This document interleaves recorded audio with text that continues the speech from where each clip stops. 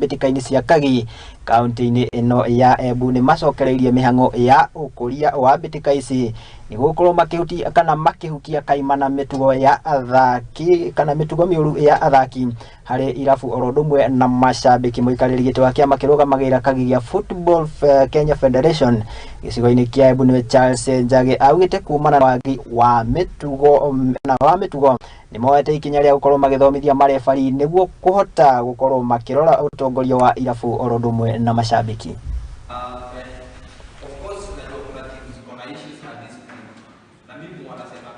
Vitu ambazo tumeweza kukubaliana ni kwamba tutaweza kuanzisha ligi ambayo inaitwa ward leagues ambazo zitakuwa zikichezwa katika ward zetu za county.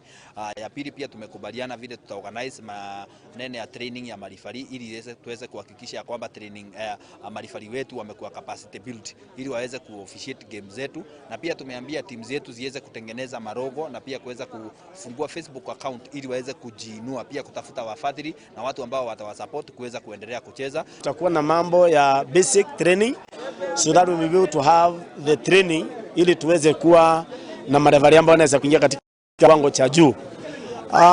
Ligi imekuwa na challenges kama kawaida, kumekuwa na challenges hapa na pale because of lack of maybe funds, because our teams zingine zinaenda mbali na wapati wafadhili wa kupatia kwa sababu ya transport. Ambaye ana participate katika mpira anapatana na changamoto nyingi.